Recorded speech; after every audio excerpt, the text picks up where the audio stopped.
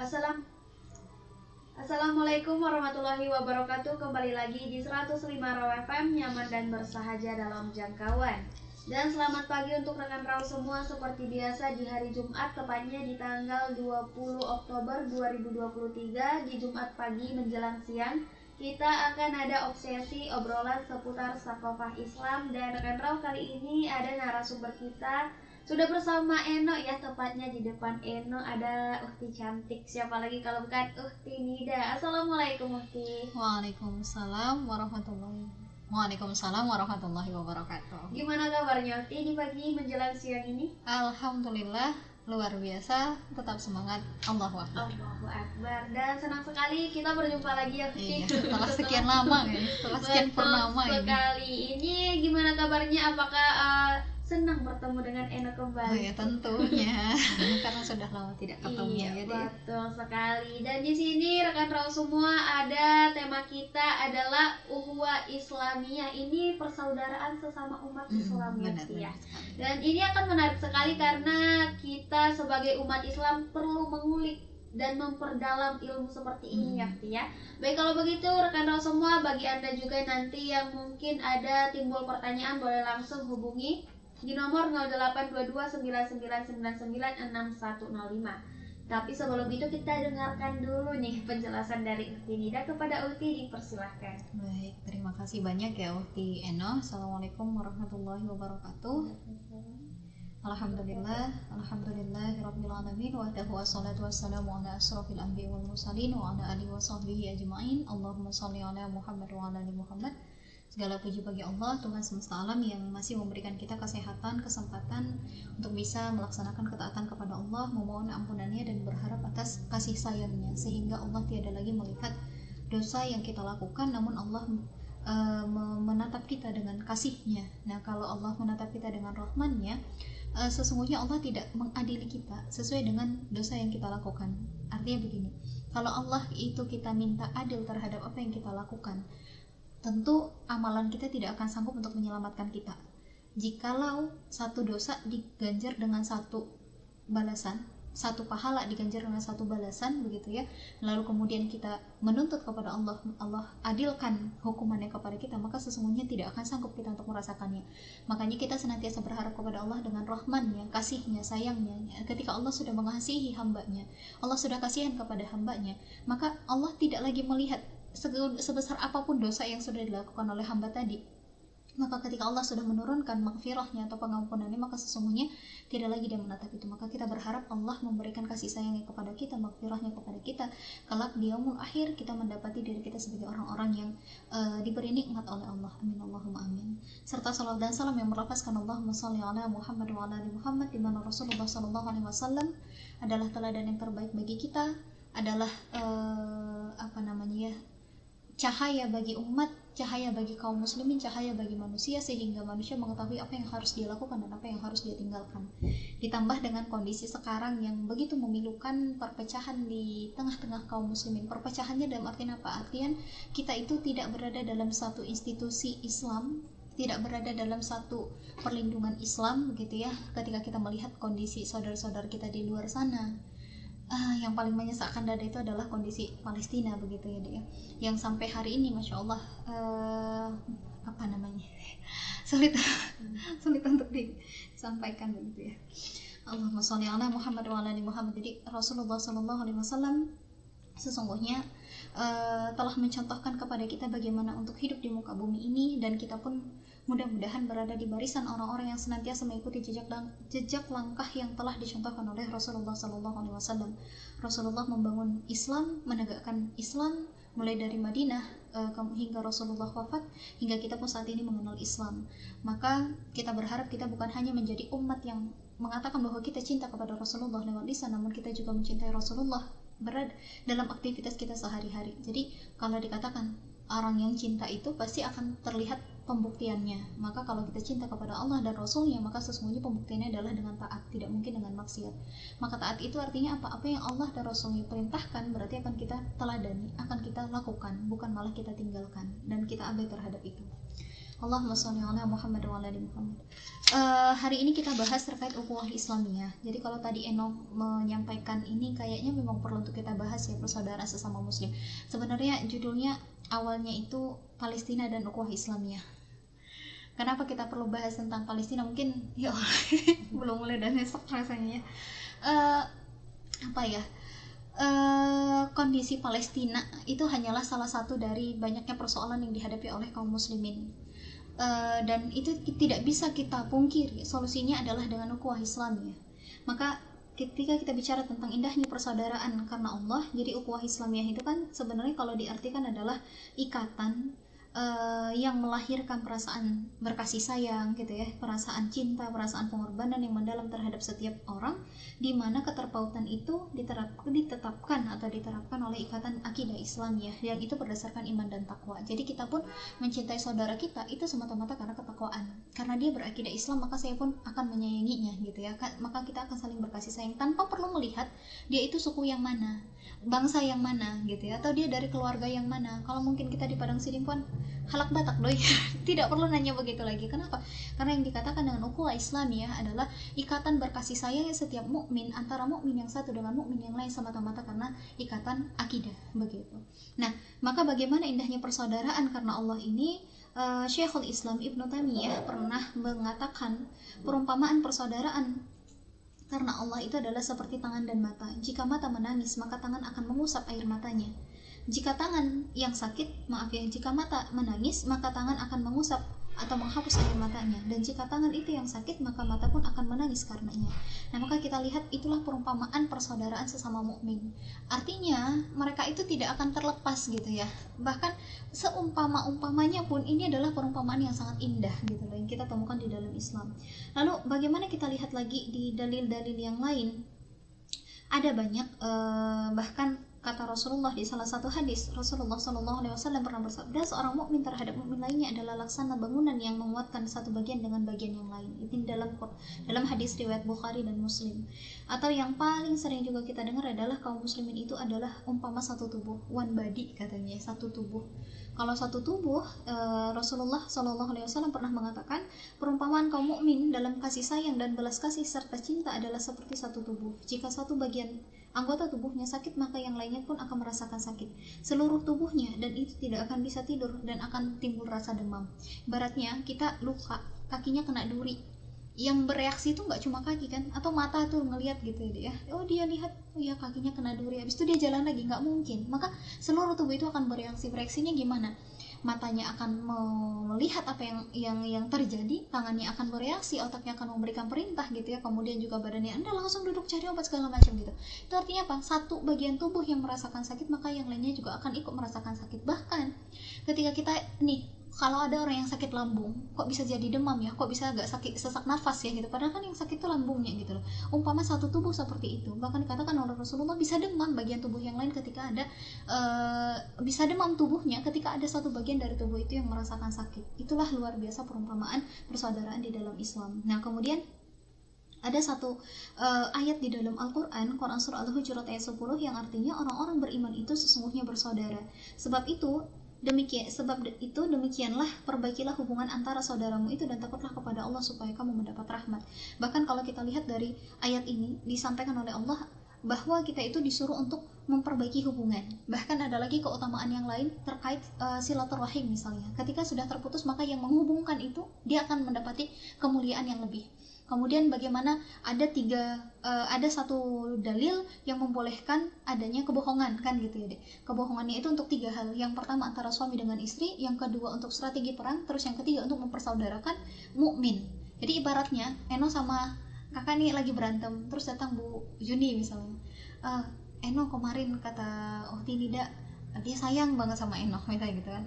Macam lah gitu. Padahal saya tidak pernah menyampaikan itu. Kan itu kebohongan. Tapi di dalam hadis tadi disampaikan bagaimana bahwa untuk mempersaudarakan mukmin, untuk memperbaiki hubungan di antara sesama muslim, maka itu boleh untuk dilakukan gitu loh. Jadi sangat luar biasa gitu ya ukhuwah di dalam Islam. Namun bagaimana kita lihat dengan kondisi sekarang gitu. Namun sebelum ke sana lah ya, ada banyak ikatan sebenarnya di muka bumi ini. Ikatan itu ada mungkin yang merasa bersaudara itu karena mereka satu keluarga, namanya ikatan kekeluargaan. Nanti ikhwah itu bisa melihat di dalam kitab Nizamul Islam yang ditulis oleh Syekh Taqiyuddin An-Nabhani pada bab Qiyadatul Fikriyah. Di dalam bab itu dijelaskan bagaimana ikatan yang terbaik di antara sesama mukmin itu adalah ikatan yang terbaik di antara sesama muslim itu adalah ikatan akidah. Jadi dijelaskan di dalam bab itu bahwa ada ikatan yang pertama namanya ikatan kekeluargaan. Artinya ikatan kekeluargaan ini gimana? Dia hanya menganggap saudaranya ketika satu silsilah keluarga. Jadi kalau dalam ikatan kekeluargaan, kakak sama Eno gak akan nyambung. Kenapa? Itu tidak terlahir dari satu ikatan darah gitu loh. Nah ini dianggap justru malah bukan ikatan yang terbaik gitu ya. Meskipun ikatan ini ada gitu loh, tapi ada ternyata ikatan yang lebih tinggi dari situ. Nah kemudian ketika manusia itu merasa bahwa oh ternyata tidak cukup dengan ikatan kekeluargaan saja, maka saya harus punya ikatan yang lebih. Maka mereka menganggap ikatan yang lebih baik itu adalah ikatan kesukuan. Jadi dia akan menganggap saudaranya, dia akan membela seseorang, menjaga kehormatan seseorang itu karena mereka satu suku. Udah bu pilih nendi nambir nasa suku. kenapa dibela, kenapa dilindungi misalnya gitu ya, atau kemudian kenapa dibantu ya karena kami satu marga. Nah itu disebut dengan ikatan kesukuan. Maka di dalam Islam ternyata ikatan ini dianggap bukan ikatan yang paling tinggi. Buktinya saja hal ini juga ada di masa Rasulullah dulunya, di masa Arab Jahiliyah. Jadi bagaimana Bani Hashim kemudian juga Bani Kalab dan yang lainnya itu akan merasa ya Bani mereka itu paling baik gitu ya. Jadi kenapa Rasulullah dilindungi oleh Ali bin Abi Thalib? Karena pamannya Rasulullah, dan kemudian mereka juga punya kebiasaan. Orang Arab Jahiliyah itu punya kebiasaan akan membela sukunya gitu. Maka setelah Islam hadir ternyata ikatan kesukuan ini dihapuskan nantinya dengan ikatan akidah Islamiyah. Nah terus kita lihat lagi, ternyata kan kalau kita lihat seperti itu ya, ada ikatan kekeluargaan. Berarti kalau bukan keluarganya tidak dia bantu kan gitu ya. Terus ikatan kesukuan, kalau tidak satu suku, tidak satu marga misalnya, maka dia tidak menganggap itu sebagai saudaranya. Ini juga tidak dianggap sebagai ikatan tertinggi. Lalu kemudian ikatan kebangsaan, oh saya akan membela seseorang, saya akan menjaga kehormatannya, saya akan memberi bantuan kalau kami itu satu bangsa. Berarti mukmin muslim di luar Indonesia bukan saudara saya. Nah ini juga dianggap bukan ikatan paling tinggi sebenarnya gitu ya. Lalu ada lagi nanti ikatan di tengah-tengah kaum muslimin yang sudah terkontaminasi dengan ide sekuler kapitalisme, ikatan manfaat. Ikatan manfaat ini gimana? Kakak sama Eno, kita mau kerja sama, kita mau komunikasi, kita mau bersilaturahmi itu ya kalau ada manfaatnya. Kalau tidak, dia udah tinggalkan. Ini juga dianggap bukan ikatan yang paling tinggi. Maka hadirlah Islam dibawa oleh Rasulullah SAW, kemudian meleburkan semua ikatan itu, lalu muncullah ikatan paling tinggi yang berasal dari akidah Islamiyah. Apa itu? Ukhuwah Islamiyah yang berdasarkan dari ikatan akidah. Maka siapapun dia, dimanapun dia, apakah dia bangsa Afrika, apakah dia bangsa Asia gitu ya, apakah dia orang Indonesia, ataukah dia marga apapun itu, tapi kalau dia berakidah Islamiyah, maka dia adalah saudara saya. Nah inilah yang dikatakan dengan ukhuwah Islamiyah gitu. Maka kalau kita bicara tentang ukhuwah Islamiyah, coba kita bandingkan dengan ikatan-ikatan tadi, kan tidak ada yang lebih tinggi dari ikatan Islam gitu ya. Nah maka ini yang harus difahami oleh kaum muslimin, sehingga dia tidak akan merasa bahwa ya yang harus saya pikirkan hanya Indonesia, yang harus saya pikirkan hanya si Dimpuan, bahkan mungkin yang harus saya pikirkan hanya keluarga saya gitu ya.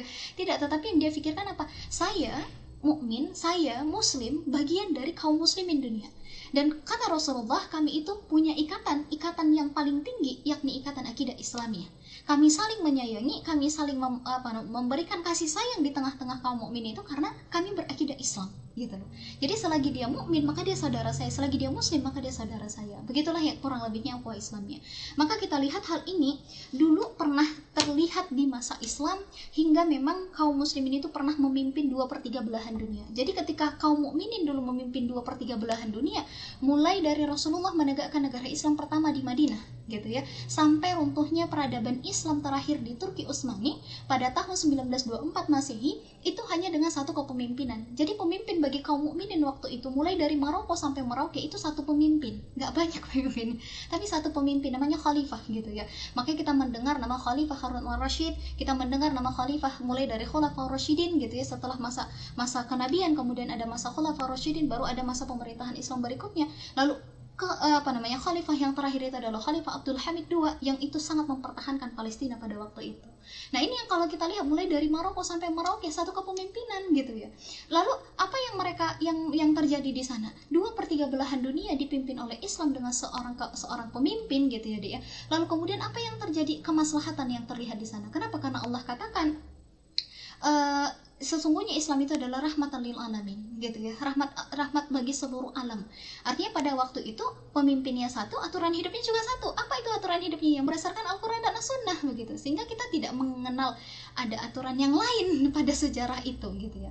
Namun kemudian apa yang kita lihat dengan kondisi umat saat ini, ternyata kaum muslimin itu tercabik-cabik setelah tanggal 3 Maret 1924 runtuhnya peradaban Islam di Turki Utsmani gitu ya. Itu yang kita kenal dengan di Turki Utsmani pada waktu itu, kekhilafahan yang terakhir. Maka apa yang kita lihat hingga kondisi sekarang yang begitu menyesakkan gitu ya, salah satunya ya, yang mau kita lihat saat ini kondisinya Palestina. Mungkin apakah Palestina satu-satunya negara yang kondisi mukminnya itu terjajah secara fisik? Tidak. Ternyata ketika sudah runtuh peradaban Islam itu, kaum muslimin itu senantiasa diserang, meskipun mungkin penyerangannya itu tidak secara fisik pada semua kondisi. Ada yang secara pemikiran, makanya disebut dengan Ghozo Fikr. Maka beberapa negara itu diserang dengan pemikiran, beberapa negara diserang dengan fisiknya. Maka kalau kita lihat Muslim Moro itu di mana? Di selatan, di wilayah di wilayah Filipina, Muslim Suluh begitu ya. Kemudian nanti ada Muslim Patani yang di selatan Thailand, kemudian nanti ada Muslim Uighur yang ada di Xinjiang, Cina. Kemudian bagaimana kondisi Muslim Myanmar gitu ya, yang ada yang sukunya adalah Rohingya gitu loh. Ini senantiasa muncul gitu loh, gitu ya. Dan kita lihat apa sih yang bisa kita lakukan gitu ya. Termasuk kondisi Palestina saat ini sejak tanggal 7 Oktober kemarin gitu ya. Ketika Hamas memang melancarkan serangannya gitu. Lalu kemudian hingga hari ini, dan terakhir ada pengeboman gitu ya, yang dilakukan oleh tentara Israel laknatullah kepada salah satu rumah sakit yang ada di Palestina begitu. Lalu kemudian membunuh 500 orang kurang lebih gitu dalam satu waktu gitu. Maka apa sih yang harus kita lakukan? Padahal dulu kaum muslimin itu berada di puncak kepemimpinannya, berada di puncak peradabannya gitu, memimpin sampai 2/3 belahan dunia itu. Lalu kenapa sekarang bisa tercabik-cabik gitu ya?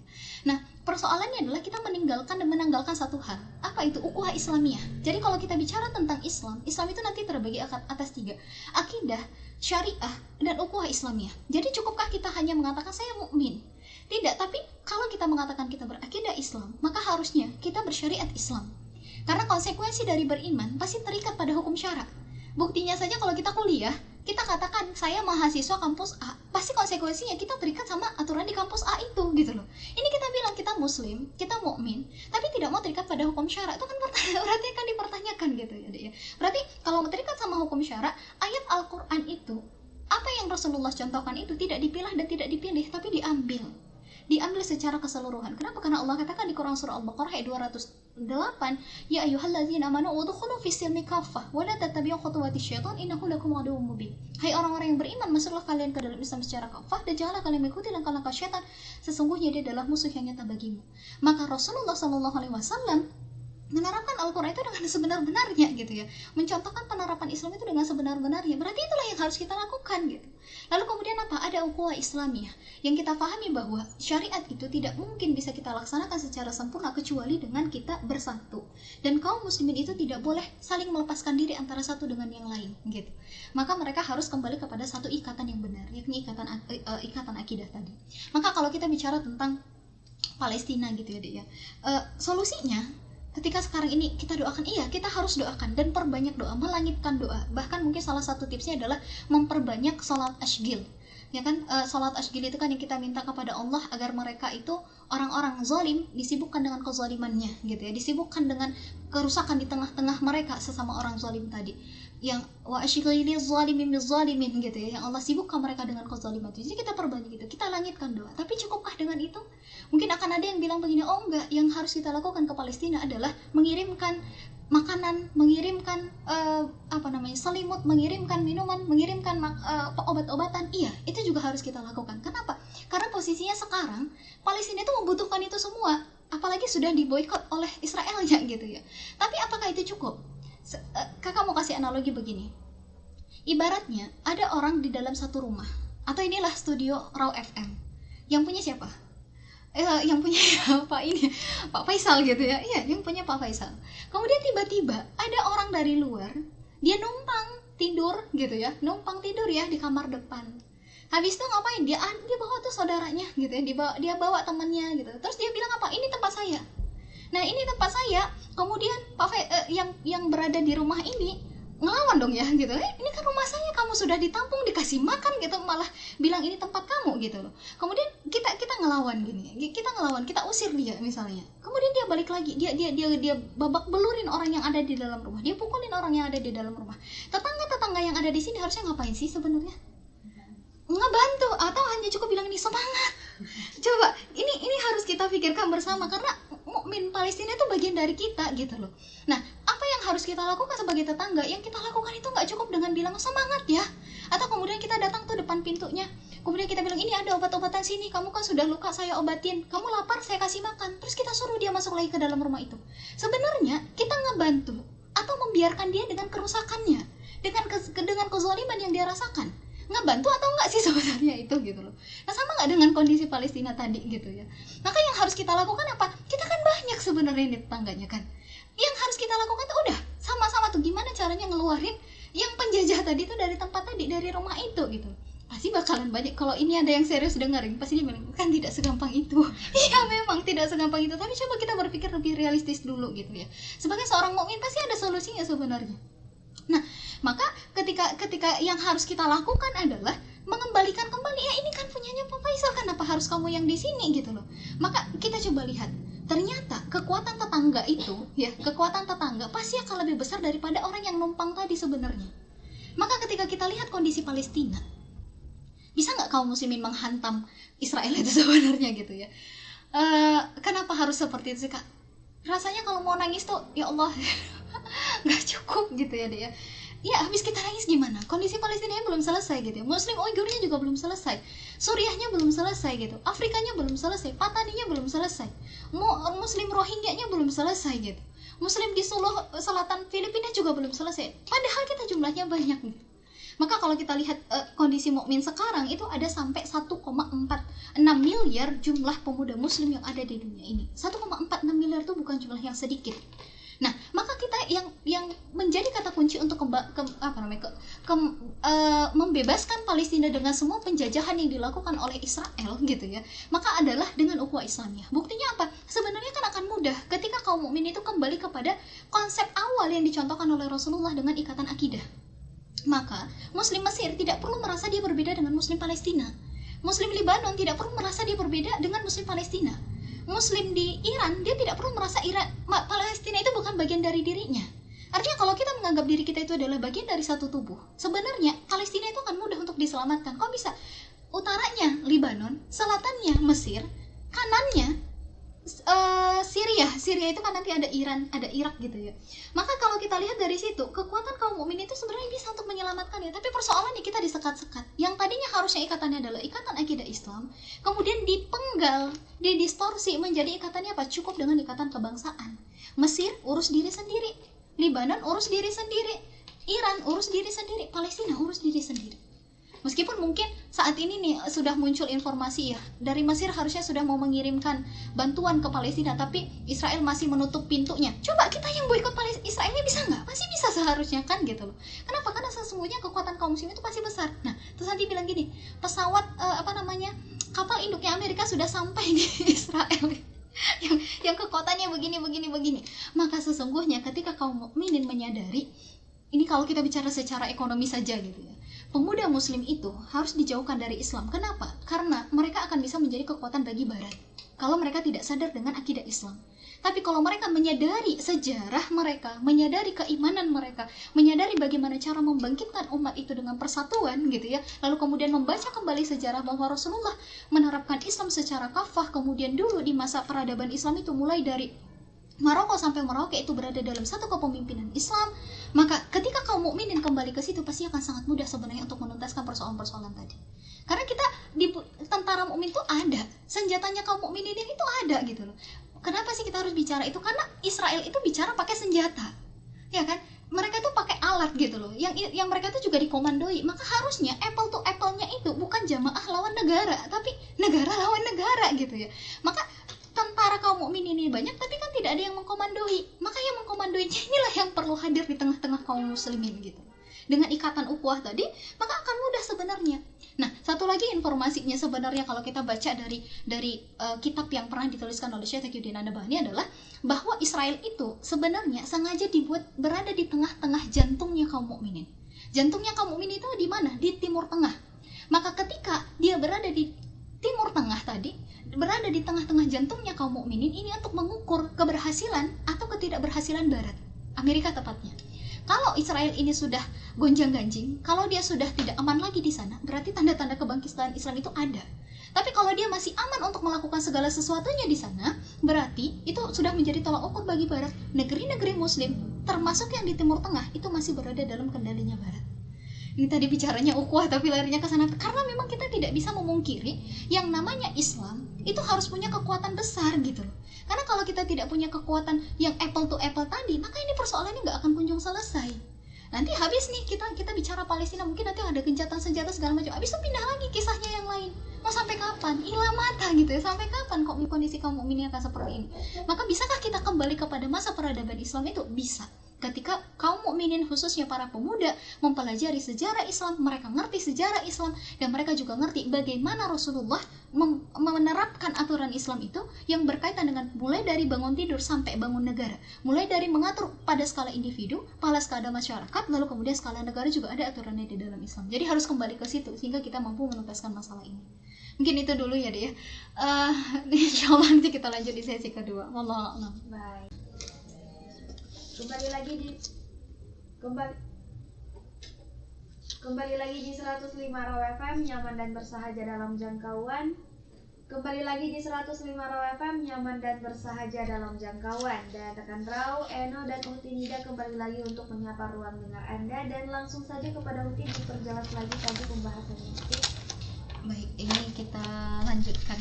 Mudah-mudahan kita sama-sama berpikir bagaimana melihat kondisi umat Islam sekarang, baik yang berada di dalam negeri maupun yang di luar negeri, sepertinya ya tidak ada kondisi yang ideal gitu ya. Maka selaku seorang mukmin yang harus kita pikirkan adalah kita memuhasabah diri, lalu kemudian sudah seberapa taat kita kepada Allah, apakah itu pada tataran individu ataukah itu sudah pada tataran masyarakat, atau mungkin ya negaranya ya.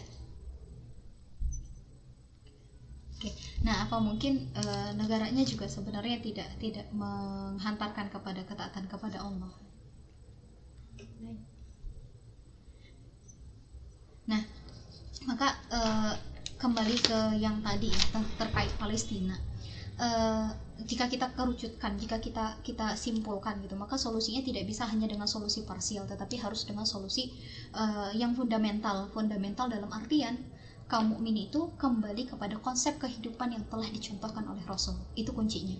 Karena ketika mereka tidak kembali ke kondisi itu, maka yakinlah mereka tidak akan mampu untuk menuntaskan persoalan yang mereka dapati, apakah persoalan di dalam negerinya ataukah persoalan kaum mukminin secara keseluruhan. Maka harus kembali kepada konsep hidup yang sudah dicontohkan oleh Rasul.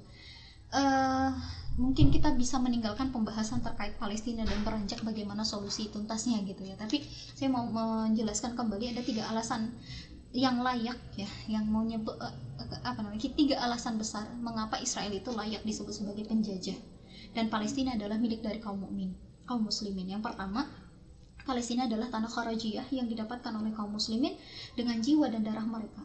Dan Syam termasuk Palestina, jadi nanti ada 4 negeri yang masuk kategori Syam, termasuk Lebanon dan Palestina gitu ya. Kemudian nanti ada Suriah gitu. Nah, maka kita lihat ya ini termasuk wilayah Syam, dan itu pertama kali dibebaskan pada masa pemerintahan Khalifah Umar bin Khattab pada tahun 637 Hijriah. Masehi. Dan pasukan jihad kaum muslim yang dikomandoi oleh Khalid bin Walid membebaskan Palestina dan menjadikannya bagian dari wilayah dari daulah khilafah dengan pusat pemerintahannya kala itu berada di Madinah. Jadi pada waktu itu kekhilafahan Islam pusat ibu kotanya berada di Madinah karena yang memimpin adalah Khalifah Umar bin Khattab begitu ya. Jadi secara mutlak Palestina itu adalah tanah yang dimiliki oleh kaum mukminin secara utuh. Nah, ini kalau ada yang pemerhati atau yang membahas tentang ekonomi Islam akan mengerti apa perbedaan tanah kharajiyah dengan tanah usyuriyah. Maka kalau dikatakan dengan tanah kharajiyah, sampai kapanpun dia akan tetap milik kaum mukminin dan tidak dibenarkan secara secara hukum syarak diberikan kepada siapapun, begitu.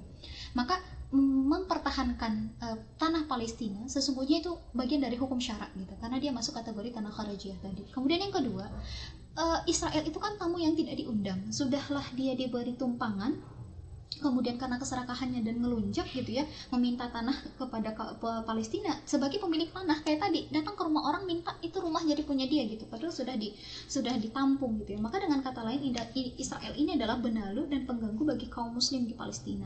Meskipun kita tahu di Palestina itu yang kena hantam oleh Israel, yang dibom oleh Israel, yang di bumi hanguskan oleh Israel bukan hanya muslim, yang non muslim termasuk orang-orang Kristiani juga diperlakukan seperti itu gitu. Nah, tetapi gitu ya, kalau kita lihat di sini, apa yang kita lakukan sebagai seorang mukmin terhadap pengganggu dan tamu yang serakah? Sudah sewajarnya Palestina mempertahankan hak tanahnya yang ingin dirampas dengan cara berjihad melawan pendudukan Israel. Meskipun mungkin ada yang bilang gini, maunya Hamas itu jangan lagi membombardir, udah tahu dia nggak akan sanggup ngelawan Israel kan gitu ya, udah tahu dia nggak akan sanggup ngelawan Israel, maunya diem aja. Berarti kalau begitu kalimatnya, kita dulu ketika ngelawan Belanda maunya Indonesia ini diam, jangan lawan sama Belanda. Kenapa? Nggak akan sanggup, Belanda tuh bawa senjata, kalian cuma punya bambu runcing gitu loh.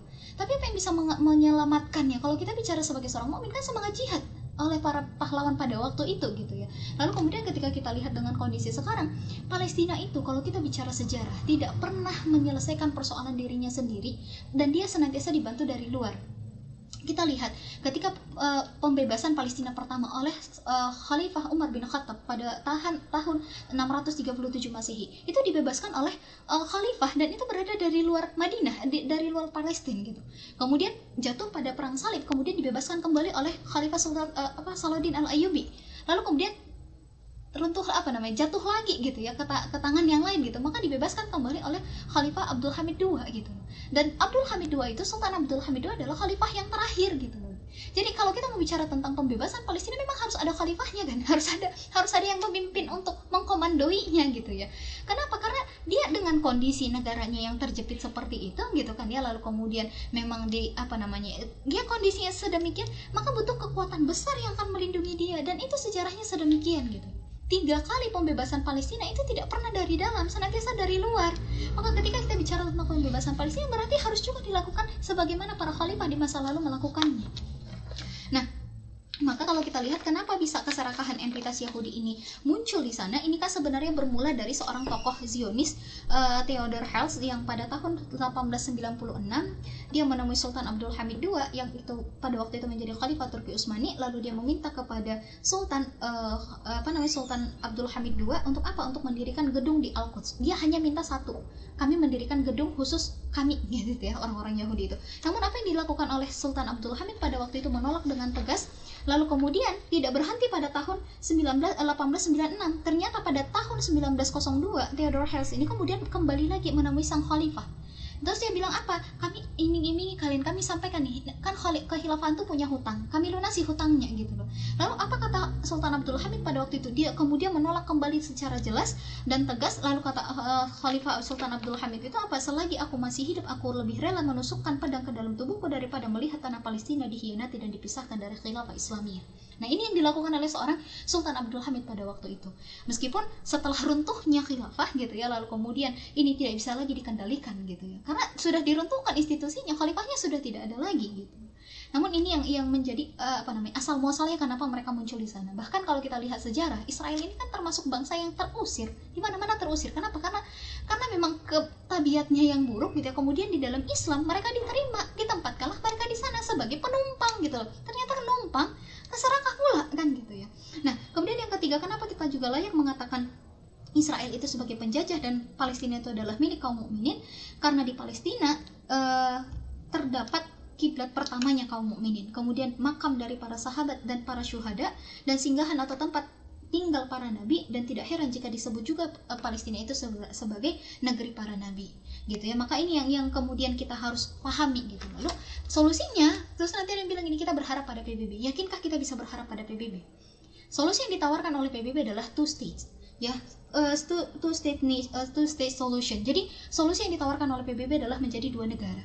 Bagaimana mungkin kita meminta kepada institusi gitu ya, kita meminta kepada PBB, yang PBB itu sejatinya menginginkan Israel itu mendapatkan tanah di tanahnya kaum mukminin.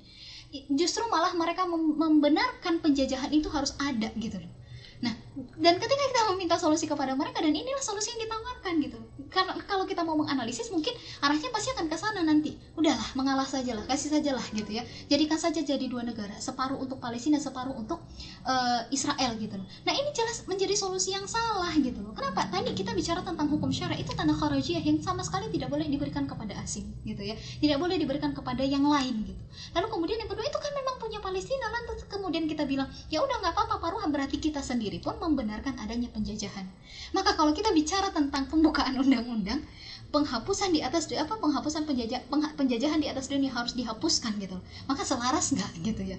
Maka justru sebenarnya kita lihat juga ketika kita meminta pertolongan kepada United States tadi itu gitu ya, PBB tadi, justru ini bisa digambarkan sebagai bunuh diri politik gitu loh. Kenapa? Karena pada akhirnya kendalinya akan di mereka. Dan kalau kita lihat saat ini, ya tidak ada satu negara pun yang berani menyeret Israel ke pengadilan Mahkamah Internasional sebagai negara teroris. Kan ada yang berani. Bahkan hanya sekadar mengutuk, dan kita ngelihat ya kayaknya basa-basi gitu ya. Tapi sekalipun mungkin ya itu sudah menunjukkan adanya pembelaan gitu, tapi tidak cukup dengan itu. Yang harus dilakukan oleh kaum mukminin apa? Kembali lagi kepada tadi, bagaimana pembebasan Palestina itu harus dengan adanya satu komando pemimpin di tengah-tengah kaum muslimin gitu. Nah, maka kita lihat bagaimana di Quran surah At-Taubah ayat 9 yang Allah katakan, perangilah mereka, niscaya Allah akan menghancurkan mereka dengan perantaraan tangan-tangan kalian, menghinakan mereka, serta akan menolong kalian atas mereka sekaligus melegakan hati kaum mukminin. Ini kalau kita lihat bagaimana sesungguhnya kaum muslimin itu juga harus mengambil peran begitu ya. Nah, maka kemudian kita lihat lagi, kenapa sih kita butuh seorang khalifah? Karena tadi pembebasan Palestina ya kan, menyelesaikan persoalan-persoalan negeri muslim itu tidak mungkin tanpa ada komando seorang pemimpin di tengah-tengah kaum mukminin, namanya khalifah.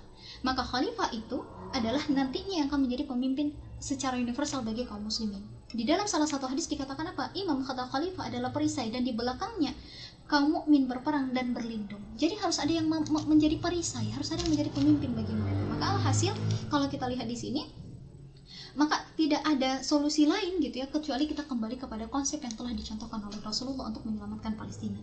Maka mau berapa banyak lagi bukti kepada kita, tanpa adanya persatuan umat, maka kaum muslimin ini akan tertindas, tercerai-berai.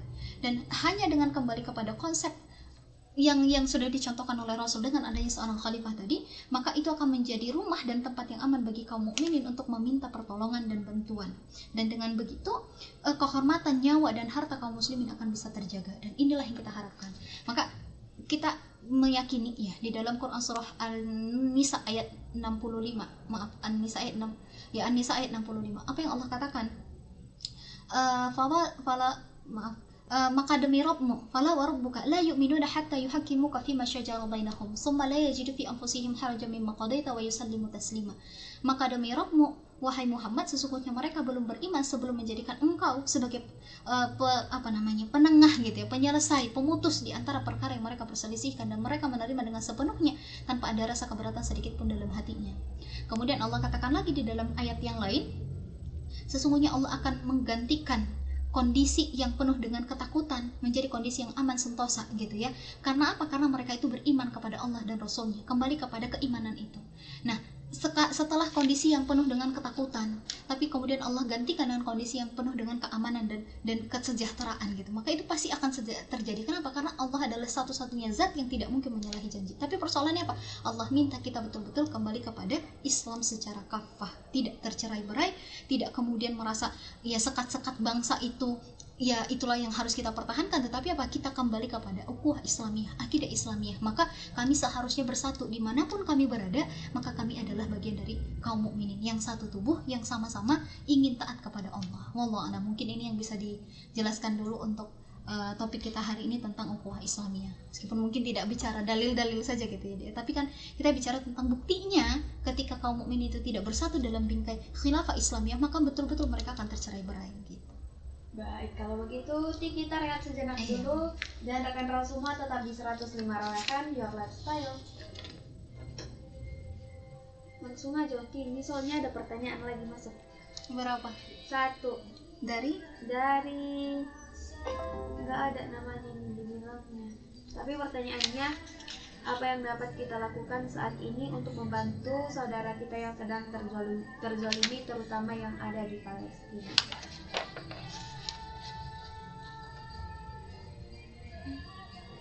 Ini sesi terakhir kan? Iya.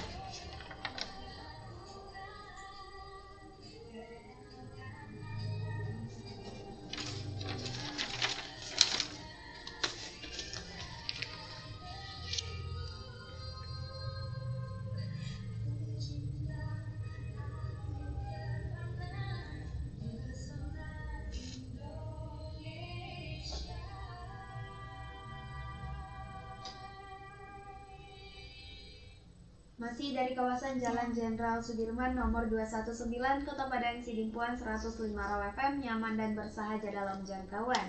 Dan rekan Raw, Eno dan juga Uhti Nida kembali lagi untuk menyapa ruang dengar rekan Raw semua, dan di sini sudah memasuki sesi terakhir di Obsesi edisi Jumat 20 Oktober 2023 ya. Dan Uhti di sini sudah masuk satu pertanyaan. Ini pertanyaannya, Assalamualaikum Ustazah.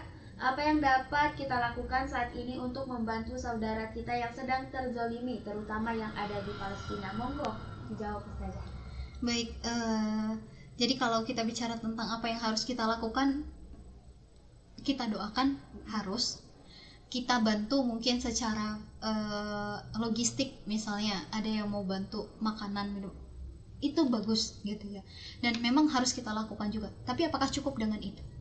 Tadi sudah kita berikan analoginya, ibarat ada orang yang dipukuli oleh pencuri yang ada di dalam rumah, kemudian yang kita bilang hanya semangat ya ngelawan pencurinya. Nanti kalau kamu sudah babak belur saya obatin, terus kamu masuk lagi ke dalam rumah itu. Kamu selesaikan sendiri dengan pencuri yang ada di dalam rumah kamu ya. Itu sesungguhnya tidak menjadi solusi tuntas. Maka yang harus kita lakukan apa? Selain yang dua tadi, melangitkan doa dan kemudian memberikan bantuan kepada mereka secara logistik gitu ya, kepada saudara-saudara kita. Kemudian yang ketiga, kita harus punya kekuatan politik. Kekuatan politik itu apa? Mereka di-backup oleh sebuah negara adidaya. Tapi kaum mukmin itu juga punya kekuatan adidaya sebenarnya yang tidak disadari oleh kaum mukminin. Buktinya, Barat sendiri mengatakan kaum muslimin ini sebagai the giant sleep, raksasa tidur. Jadi jangan sampai raksasanya bangun. Kalau raksasanya bangun bisa bahaya, maka senantiasa mereka harus ditidurkan. Buktinya apa? Gak usah pakai syariat Islam, gak akan cocok dengan kondisi sekarang. Ya, kamu gak usah mikirin Palestina, yang kamu pikirkan cukup Indonesia saja. Gak usah pikirkan Uighur, gak usah pikirkan yang lain. Kita gak akan bisa bersatu. Senantiasa dibuat seperti itu, sehingga apa? Kaum mukmin juga tidak akan terpikir untuk mempersatukan negerinya dan mempersatukan dirinya dengan muslim yang lain. Maka yang harus kita miliki apa? Kekuatan politik. Kekuatan politik ini dalam artian memang menghadirkan sebuah kekuatan yang nanti kita akan dikomandoi oleh seorang pemimpinnya gitu ya. Nah, maka ketika kita bicara tentang kondisi ini, mereka di sana diserang oleh militer, maka yang seharusnya dilakukan oleh negeri-negeri muslim adalah mengirimkan militer juga. Mengirimkan apa yang sebanding untuk menghantam saudaranya yang sedang dijajah gitu. Karena ya harusnya kan militer yang banyak itu ya kan bisa berjalan, bisa kesan apa namanya, memang bisa diselesaikan harusnya gitu ya, dengan kekuatan militer dan alutsista yang dimiliki oleh negeri-negeri muslim. Nggak mesti harus jauh-jauh dari Indonesia. Negeri-negeri yang lain yang ada di sekitar situ, Mesir, Lebanon, boikot saja gitu ya, dengan kondisi mereka berada di utara, selatan dan kanannya Palestina gitu ya, pasti Israel ini bisa dihantam sebenarnya, bisa dikekang sebenarnya gitu loh. Tapi persoalannya kan disekat oleh negeri-negeri bangsa gitu ya. Lalu kemudian datang PBB. Kalau bukan dengan instruksi PBB, maka setiap negara tidak boleh mengintervensi negara lain. Apa itu bukan sebenarnya kekuatan secara tidak langsung untuk menghantam kekuatan kaum mukminin? Gitu. Maka seharusnya persatuannya tidak boleh dengan persatuan semu, tapi memang dengan persatuan yang sesungguhnya. Nah, kemudian kita ingat lagi bahwa berarti kekuatan militer ya, tadi itu kan militer ya harus lawan dengan militer gitu. Kayak seharusnya kita menyeru kepada setiap penguasa-penguasa mukmin muslim gitu ya, setiap penguasa negeri-negeri muslim, bukan hanya sekadar mengutuk dalam artian lisan, antum punya kekuatan militer. Kata Rasulullah, jikalau kalian melihat kemungkaran maka ubahlah dengan tangannya. Tidak bisa dengan tangan maka ubahlah dengan lisannya. Tidak bisa dengan lisan maka tolaklah dengan hati, dan itulah selemah-lemah iman. Penguasa mukmin punya kekuatan dari sisi tangan, punya militer, punya persenjataan dan yang lainnya gitu. Dan seharusnya punya kedaulatan dalam artian bisa menghantam itu, sehingga betul-betul nanti Israel penjajah ini dan sekutu-sekutunya akan merasa tidak berani gitu loh. Harusnya bisa sedemikian, tapi persoalannya kan janganlah nanti kita berhadapan dengan Amerika. Berarti sesungguhnya negara-negara muslim ini kalau seperti itu berarti tidak berdaulat, tidak punya kekuatan secara politik sebenarnya gitu. Maka yang kita harapkan adalah kembali kepada konsep yang memang kita punya kekuatan politik gitu. Nah, terakhir ada hadis ya terkait tentang kebangkitan Islam dan pasti akan Allah janjikan.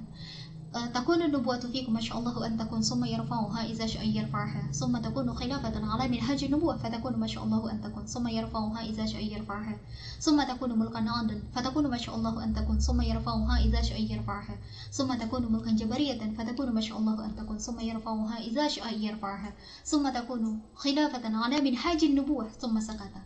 Jadi kata Rasulullah ada 5 fase kehidupan manusia. Fase yang pertama adalah fase kenabian. Dia akan tetap ada jika Allah berkehendak untuk mengadakannya, dan Allah akan mengangkatnya jika Allah berkehendak untuk mengangkatnya. Pada fase apa itu? Tegaknya Islam pertama kali di Madinah dan Rasulullah yang memimpin. Kemudian summa takunu khilafatan 'ala minhajin nubuwah. Kemudian akan ada sistem kekhilafan yang mengikuti metode kenabian, dan dia akan tetap ada jika Allah berkehendak untuk mengadakannya, dan Allah akan mengangkatnya jika Allah berkehendak untuk mengangkatnya. Dan ini kita lihat di masa Islam dulunya ada khulafaur rasyidin, lalu diikuti dengan kekhilafahan yang kemudian hingga berakhir di masa Sultan Abdul Hamid yang ini di Turki Utsmani, lalu kemudian yang diruntuhkan oleh Mustafa Kemal Atatürk begitu ya. Lalu kemudian kita lihat lagi fase yang ketiga, masa pemerintahan yang menggigit, masa pemerintahan yang diktator, maaf. Dan ini akan tetap ada jika Allah mengkehendaki untuk mengadakannya, dan Allah akan mengangkatnya jika Allah berkehendak untuk mengangkatnya. Kemudian akan ada sistem pemerintahan, sistem kehidupan yang menggigit, dan dia akan tetap ada jika Allah berkehendak untuk mengadakannya, dan Allah akan mengangkatnya jika Allah berkehendak untuk mengangkatnya. Kemudian di fase yang terakhir, summa takunu khilafatan 'ala minhajin nubuwah. Kemudian akan ada sistem kekhilafan yang mengikuti metode kenabian. Summa sakata. Kemudian Rasulullah diam. Artinya Islam itu pasti akan tegak kembali, dan solusi Palestina dan negeri-negeri muslim yang lainnya adalah dengan kebangkitan Islam. Hanya saja seharusnya ini semakin membuka matanya kaum mukminin bahwa tanpa persatuan yang hakiki bagi mereka tidak akan mampu untuk menjadi bangsa yang kuat terdepan gitu ya, dan menuntaskan masalah-masalah negeri muslim. Nah, satu kisah terkait Mu'tasim Billah. Jadi dulu di masa Islam ada seorang khalifah namanya Mu'tasim Billah yang pada waktu itu menyelamatkan nyawa seorang perempuan muslimah yang dilecehkan oleh Raja Amuria. Lalu kemudian apa kata khalifah pada waktu itu? Lepaskan muslimah itu atau kami akan menyerang negaramu yang kepala pasukannya sudah sampai di negaramu, tapi ekor pasukannya masih ada di negaraku, hanya untuk menyelamatkan satu orang perempuan muslimah. Nah, di sekarang ini di mana khalifah yang sedemikian? Di mana pemimpin yang seperti itu? Maka mungkin kita bertemu justru dengan pemimpin-pemimpin sekarang hanya mampu mengutuk secara lisan, padahal mereka punya kekuatan besar. Bayangkan kalau pasukan kaum muslim itu bersatu untuk menghantam negeri yang kecil tadi, yang si penjahat tadi, yang si perampok tadi, pasti bisa gitu. Tapi bagaimana dengan Amerika? Coba kita lihat ketergantungan negara barat terhadap negeri-negeri muslim itu sebenarnya sangat besar, termasuk di bidang ekonominya. Maka ketika kita sadar kekuatan ekonomi itu bisa kembali kepada kaum mukminin, dan mereka nggak akan punya kekuatan sebenarnya. Kekayaan alam itu dimiliki oleh negeri-negeri muslim kan, tapi persoalannya kita nggak nyadar. Senantiasa kita dianggap apa? Kita nggak akan bisa mengolah kekayaan kita sendiri, maka harus ada barat. Jadi jangan cari masalah sama barat. Kalau mereka nanti nggak kerja sama kita, habis kita. Yakin seperti itu? Padahal yang bisa mengolah itu juga pasti mukmin juga gitu ya. Hanya saja dengan hegemoni mereka sejak keruntuhan di tanggal 3 Maret 1924, lalu kemudian kaum muslimin dipecah belah, disekat-sekat seperti sapu lidi gitu ya. Lalu kemudian sapu lidi itu merasa hebat dengan masing-masing lidinya, dan mereka pasti tidak akan punya kekuatan. Atau ibarat begini, setelah kaum mukminin itu terpecah belah, kata Rasulullah, mereka bagikan satu tubuh. Tapi yang terjadi sekarang apa? Mata merasa lebih hebat daripada tangan, kepala merasa lebih hebat daripada kaki. Apa yang terjadi? Nggak akan punya kekuatan. Tapi yang seharusnya dipikirkan oleh kaum mukminin adalah apa? Kita punya satu Quran, kita punya satu hadis, kita punya satu Tuhan, kita punya satu kiblat, kita punya satu Rasul. Kenapa kita terpecah belah? Harusnya kita kembali kepada apa yang telah Rasulullah contohkan, yakni kembali kepada konsep Islam secara kafah. Mungkin itu yang bisa kita lakukan. Bukan mungkin, itu yang harus kita lakukan. Karena kalau tidak, masalah di negeri ini juga tidak akan tuntas, masalah di luar negeri juga tidak akan tuntas. Kita meninggalkan generasi di belakang kita, apakah akan menjadi generasi yang lebih kuat daripada kita, atau justru akan menjadi generasi yang lebih lemah. Nauzubillah. Nah, kita berharap kita mampu mempersembahkan peradaban Islam sehingga generasi di belakang kita menjadi generasi-generasi yang mampu memimpin dunia dengan akidah Islamnya. Allah alam, mudah-mudahan Allah perkenankan. Mengikuti untuk closing statementnya. Nah, Jadi kalau kita lihat saat ini, kita mungkin closing dengan salah satu ayat di dalam Al-Quran, di Quran Surah Ali Imran ayat 111, yang artinya mereka sekali-kali tidak akan dapat membuat mudarat kepada kamu selain dari gangguan-gangguan, celaan saja. Dan jika mereka berperang dengan kamu, pastilah mereka berbalik melarikan diri ke belakang atau kalah, kemudian mereka tidak mendapatkan pertolongan. Sesungguhnya sebaik-baik penolong itu adalah Allah. Yang memiliki kekuatan itu adalah Allah. Allah yang telah menyelamatkan Nabi Nuh, Allah yang telah menyelamatkan Nabi Musa dari Fir'aun dengan begitu besarnya, begitu dahsyatnya hegemoni yang dimiliki oleh Fir'aun. Allah yang telah menyelamatkan Nabi Muhammad SAW dari semua kejahatan yang dilakukan oleh kafir Quraisy. Allah juga yang telah menyelamatkan para nabi dan rasul. Allah yang telah menegakkan pertama kali peradaban Islam di Madinah. Sudah ada contoh nyata, ada kekhilafan Islam dan yang lainnya. Maka kepada siapa lagi kita berharap, kepada siapa lagi kita memohon pertolongan kecuali kepada Allah. Namun yang Allah katakan apa? In tansurullaha yansurkum wa yutsabbit aqdamakum. Tolonglah agama Allah, maka Allah akan menolongmu dan meneguhkan kedudukanmu. Artinya, solusi tuntas untuk kaum mukminin hanyalah kembali kepada syariat Islam. Allah katakan juga di dalam Al-Quran, afa hukmal jahiliyati yabghun wa man ahsanu minallahi hukman liqaumin yuqinun. Apakah hukum jahiliyah yang kalian kehendaki, dan hukum siapakah yang lebih baik daripada hukum Allah jika kalian orang-orang yang meyakini. Wa'adallahu allazina amanu minkum wa 'amilus solihati la yastakhlifannahum fil ardi kama istakhlafa allazina min qablihim wala yumakkinanna min ba'di khawfihim amna ya'budunani la yusyrikuna bi syai'a wa man kafara ba'da dzalik fa ulaika humul fasiqun. Itu tadi dalil terkait bahwa Allah sudah berjanji, dan Allah telah berjanji kepada orang-orang yang beriman dan beramal salih bahwa Allah akan menukar kondisi mereka dari kondisi yang penuh dengan ketakutan, penuh dengan kegelisahan, penuh dengan ancaman tadi, menjadi kondisi yang aman sentosa. Disebabkan karena apa? Karena keimanan mereka kepada Allah dan Rasulnya. Dan mereka tidak mengganti itu, gitu ya, meskipun Allah sudah berikan kebangkitan tadi, mereka tidak menggantinya dengan kemungkaran, gitu. Jadi solusi satu-satunya adalah jadikan Al-Quran dan As-Sunnah betul-betul terterapkan dalam kehidupan kita, dan itu tidak mungkin bisa kecuali dengan ukhuwah Islamiyah. Artinya persatuan kaum mukminin seluruh dunia itu adalah sebuah keharusan, kebutuhan dan kewajiban. Wallahu a'lam.